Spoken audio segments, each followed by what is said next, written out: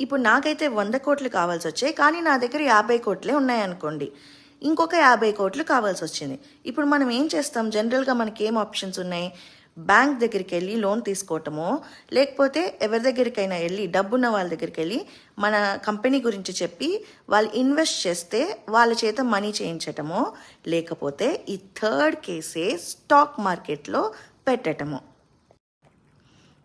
ఇప్పుడు ఈ 3 కేసుల్లో లాభాలేంటి నష్టాలేంటి అనేది చూసేద్దాం. బ్యాంక్ లోన్ అంత ఈజీగా రాదు కదా. ఒకవేళ వచ్చిన వాళ్ళకి మనం వడ్డీ కట్టాల్సి వస్తుంది. ఎంత వడ్డీ కట్టాల్సి వస్తుంది? 50 కోట్ల లోన్ అంటే మరి అదంతా మనకి ఎక్స్ట్రా లాసే కదా. అలానే ఇన్వెస్టర్స్ దగ్గర డబ్బులు తీసుకున్నా వాళ్ళకి కొంచెం పార్ట్నర్షిప్పో ఓనర్షిప్పో ఇవ్వాల్సి వస్తుంది. అంటే మనతో పాటు వాళ్ళు ఓనర్స్ అయిపోతారు, వాళ్ళకి కొంచెం ప్రాఫిట్స్ ఇవ్వాల్సి వస్తుంది. అది కూడా మనకి లాసే కదా. అందుకే పెద్ద పెద్ద కంపెనీస్ ఈ స్టాక్ మార్కెట్ని చూస్ చేసుకుంటున్నాయి. ఈ స్టాక్ మార్కెట్లో బ్యాంక్లో కట్టినట్టు మనం వడ్డీ కట్టాల్సిన అవసరం లేదు. పార్ట్నర్షిప్లో లాగా ఎవరికో మన ఓనర్షిప్ ఇచ్చేసి ప్రాఫిట్ పర్సంటేజ్ ఇవ్వక్కర్లేదు.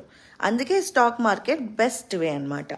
అయితే కంపెనీస్ అసలు స్టాక్ మార్కెట్లోకి ఎలా ఎంటర్ అవుతాయి, ఎలా లిస్ట్ అవుతాయి అనే దాని గురించి ఇప్పుడు చూద్దాం.